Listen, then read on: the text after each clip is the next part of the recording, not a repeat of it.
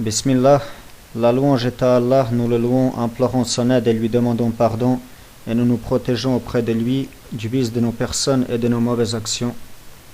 Celui qu'Allah guide, point d'égarement pour lui, et celui qui l'égare, point de guider pour lui. Et je témoigne qu'il n'y a pas de divinité digne d'être adorée si ce n'est Allah, l'unique. Et je témoigne que Muhammad sallallahu alayhi wa sallam est son esclave et messager. Donc, Inch'Allah, nous allons parler de la différence entre le nom de mushrik ici-bas et le tekfir. La différence entre le nom de mushrik ici-bas et le tekfir. Parce que il y a des gens qui ne comprennent pas la différence entre ces deux statuts et ils tombent sur la parole de certains savants comme Mohammed ibn Abdul Wahhab rahimahullah ou bien Ibn Taymiyyah rahimahullah, de laquelle ils comprennent que ces savants-là donnaient l'excuse de l'ignorance dans le shirk akbar, alors qu'en réalité ces savants ne donnaient aucune excuse de l'ignorance dans le shirk akbar. Et on va le prouver. Donc la toute première preuve que j'aimerais vous citer, et la première parole, c'est une parole de Ishaq ibn Abdurrahman rahimahullah, qui a dit dans sa risala intitulée Tekfir al-Muayyin. Écoutez qu'est-ce qu'il dit. Il dit, au contraire, les Ahlul Fatra et ceux qui sont morts dans la Jahiliya ne sont pas considérés comme étant des musulmans à l'unanimité des savants. On ne demande pas non plus le pardon pour eux. Les savants ont seulement divergé quant à la question de leur punition dans l'au-delà. Donc on voit dans cette unanimité que nous rapporte Ishaq ibn Abdurrahman que quiconque commet le shirk, c'est un mushrik, malgré le fait qu'il fasse partie des gens qui n'ont pas accès au message. Comme c'est le cas, comme il le dit, des Ahlul Fatra, c'est des gens qui vivent à une époque de rupture entre deux messages. Ou bien des gens qui sont morts dans la Jahiliya, c'est-à-dire une époque de l'ignorance, où ils ne pouvaient pas, où la possibilité d'accéder au texte était très très mince. Donc le cheikh, il nous rapporte l'unanimité des savants. Donc les savants sont tous unanimes que celui qui pratique le shirk, où qu'il habite, quelle que soit son époque, quelle que soit la situation, quel que soit l'endroit, et qui que ce soit, il est un mushrik qui n'a aucune excuse valable, mis à part bien sûr la contrainte, mais ce n'est pas notre sujet. Et il nous dit que la divergence, elle se situe au niveau de la punition de cette personne. Il y a des savants qui ont dit la personne va être punie même si elle vit à cette époque d'ignorance, et d'autres qui ont dit non, elle ne va pas être punie. Donc, autrement dit, la divergence entre les musulmans, elle est au niveau du tekfir de la personne. Parce que le tekfir, il implique la punition dans l'au-delà. Quand vous dites que quelqu'un c'est un kafir, c'est parce qu'il a mécru en quelque chose. Et vous ne pouvez pas mécroire si vous n'avez pas de texte disponible dans lequel il faut mécroire. Donc le tekfir, il implique automatiquement la punition. Allah il a dit, et nous n'avons jamais puni un peuple avant de lui avoir envoyé un messager. Et nous n'avons jamais puni un peuple avant de lui avoir envoyé un messager. Ce verset est une preuve qu'Allah ne punit pas un peuple si le peuple n'a pas eu accès au texte, si le peuple n'a pas vu le message.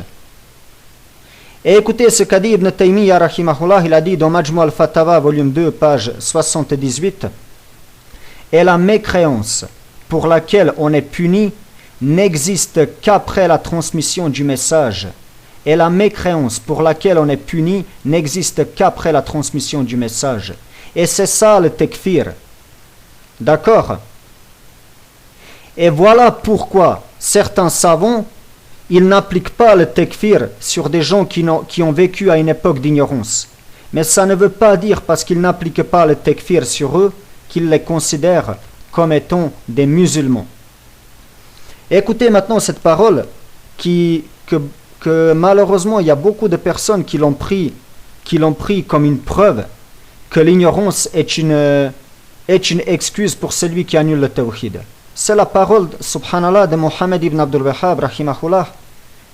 Et déjà la parole d'un savant, ce n'est pas une preuve. D'autant plus qu'en ce savant lui-même, il va dire tout le contraire dans une autre parole. Alors écoutez, qu'est-ce qu'il a dit? Il a dit: nous ne jugeons pas mécréant celui qui adore l'idole qui se trouve sur la tombe d'Abd al-Qadir et ses semblables, à cause de son ignorance et que personne n'est venu l'avertir. Ad-Durar as-Saniyya, volume 1, page 104. De quoi parle Mohammed ibn Abdul Wahhab, rahimahullah? De quoi il parle ici? Est-ce qu'il parle du nom de mushrik qui lui est donné ici-bas, ou bien est-ce qu'il parle du tekfir, c'est-à-dire de la mécréance pour laquelle on est puni qu'après la transmission du message? Il parle de la mécréance pour laquelle on est puni qu'après la transmission du message. Donc là, il parle de la punition quand il parle du tekfir. C'est pour cela qu'il dit « personne n'est venu l'avertir ». Personne n'est venu l'avertir. Mais est-ce que Mohammed ibn Abdul Wahhab, rahimahullah, nous dit que cette personne est quand même un mushrik? Est-ce qu'il le dit? Moi je dis que oui, il le dit. Et la preuve, elle est dans Ad-Durar as-Saniyya, volume 12, page 534. Il dit: ce genre de polythéistes qui adorent les saints et les pieux, nous jugeons qu'ils sont des polythéistes, et après que la preuve leur soit établie, nous leur donnons le statut de mécréants. D'accord? Est-ce que c'est bien clair? Il est un mushrik de toute façon, comme on a dit à l'unanimité, mais il n'est pas un mécréant, c'est-à-dire il ne va pas être puni parce qu'il n'a pas accès au texte. Et Allah ne punit pas un peuple avant de lui envoyer un messager. Donc le tekfir et la punition ne concernent que celui à qui la preuve a été établie. Comme je l'ai dit, Allah ne punit pas un peuple avant de lui envoyer un messager. Et la personne ne peut être mécréante si elle n'a pas reçu le message. Car le mécréant, c'est celui qui mécroit au texte. Et il est impossible de mécroire à un texte alors que le texte il n'est pas là. Vous n'avez même pas de texte, comment vous voulez y mécroire? C'est de ça que parlent les savants, comme Mohammed ibn Abdul Wahhab, rahimahullah, et Ibn Taymiyyah. Maintenant, comment se fait l'établissement de la preuve? Ça aussi, c'est un sujet qui est important. À partir de quand nous disons d'une personne qu'il est tout de même un mécréant, qu'il est un mushrik kafir? Un mushrik kafir. Eh bien, il faut deux conditions. Il faut que la personne, elle reçoive le texte, ou bien qu'elle ait accès au texte. Même si elle n'arrive pas à se les procurer. Écoutez les preuves dans le livre d'Allah. Allah a dit, en tant que messager, annonciateur et avertisseur, afin qu'après la venue des messagers, il n'y eut pour les gens point d'argument devant Allah. Allah est puissant et sage. Allah il a dit aussi, dit, qu'y a-t-il de plus grand en fait de témoignage? Dit, Allah est témoin entre moi et vous. Et ce Coran m'a été révélé pour que je vous avertisse par sa voix, vous et tous ceux qui l'attendra. Vous et tous ceux qui l'attendra. Et Ibn al-Qayyim, rahimahullah, il a dit, car la preuve elle est arrivée lors de l'envoi du messager, lors de la réception du livre et de la possibilité d'accès à la preuve. Ça c'est très très important, de la possibilité d'accès à la preuve. Qu'il sache ou qu'il soit ignorant, nous dit Ibn al-Qayyim rahimahullah. Et il continue en disant, quiconque est en mesure de connaître les obligations et les interdictions est considéré comme quelqu'un ayant reçu la preuve. Allah ne châtie une personne qu'après qu'elle reçoive la preuve. Donc si vous voulez plus de détails à propos de l'établissement de la preuve, ainsi que de l'excuse de l'ignorance, eh bien allez dans Tariq al-Hijratain d'Ibn al-Qayyim rahimahullah et vous aurez plus de de détails en ce qui concerne ce sujet-là. Maintenant, je vais passer à une autre parole d'Ibn al-Qayyim, rahimahullah, qui justement a parlé de ceux qui sont morts sur une autre religion que l'islam, alors qu'il n'y a aucun messager qui est venu les voir, ou qui est venu à eux. Ibn al-Qayyim, il nous dit, dans les ahkam des gens du livre, volume 2, page 111, il dit, ceux-là ne sont ni jugés ni mécréants ni croyants. En effet, la mécréance consiste à rejeter ce qu'a apporté le messager. Et donc sa condition d'existence réside dans la transmission du message. Et plus loin, il dit, si quelqu'un dit, vous leur donnez pourtant le statut de mécréants dans ce bas monde, et en ce qui concerne l'héritage, l'alliance et le mariage, on répondra alors que nous leur donnons ce statut en ce qui concerne ce bas monde, mais pas en ce qui concerne la rétribution dans l'au-delà, comme récompense ou châtiment. Et il dit, écoutez bien ça, on peut répondre sous un autre aspect.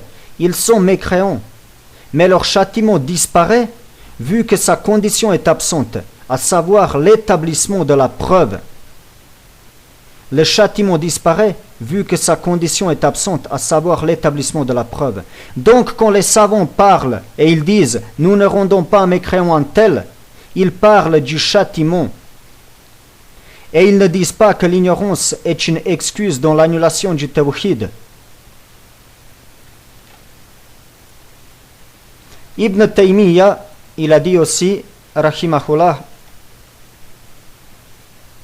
wa alaykum salam wa rahmatullahi wa barakatuh à tous ceux qui viennent d'arriver et bienvenue à vous. Je continue avec une parole d'Ibn Taymiyyah, rahimahullah, qui a dit, il explique que Allah il a établi une différence entre avant et après le message de l'islam, entre les noms et les statuts. Et après il cite un verset dans lequel Allah il a dit à Moussa, va donc chez Pharaon car il s'est rebellé. Lorsque ton Seigneur appela Moussa et il lui dit, va donc chez ce peuple injuste, le peuple de Pharaon, ne craint-il pas? Et il dit, le Cheikh al-Islam, Allah nous a informé ici que Pharaon était injuste, rebelle et corrupteur, et ces noms-là blâment ses actes. Or le blâme ne peut être que contre des actes mauvais et répugnants. Ceci nous indique que les actes sont mauvais et blâmables, même lorsque aucun messager n'est encore venu. Et écoutez qu'est-ce qu'il dit plus loin. Il cite un verset concernant le peuple de Houd qui a dit à son peuple, adorez Allah, vous n'avez de divinité que lui, vous n'êtes que des diffamateurs. Écoutez qu'est-ce qu'il dit, Cheikh al-Islam.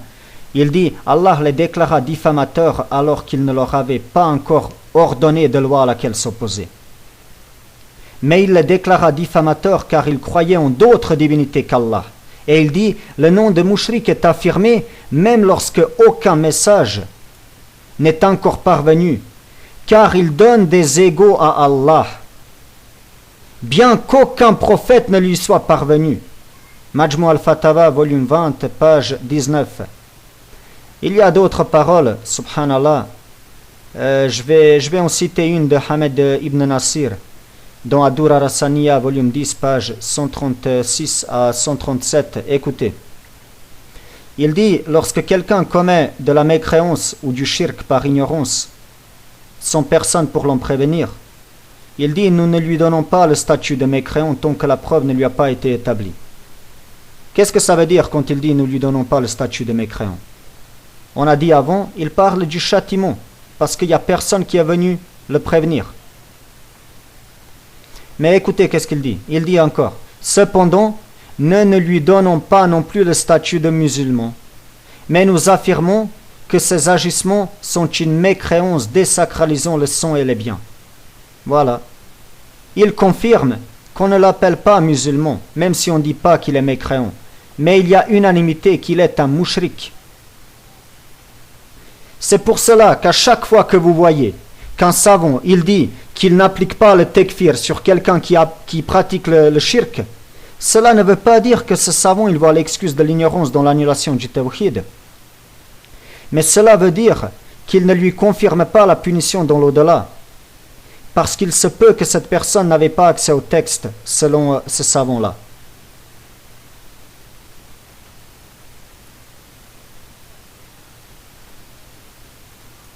Allah a dit, écoutez, ce verset, il est très clair là-dessus.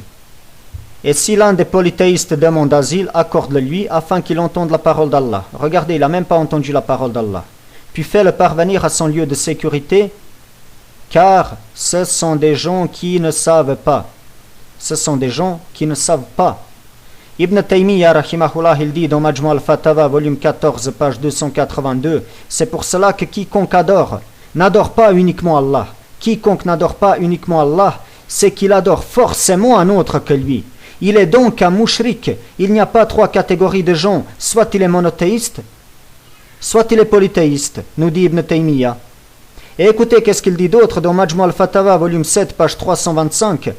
Ignorer le tawhid est une mécréance dans tous les cas, que ce soit avant ou après l'information.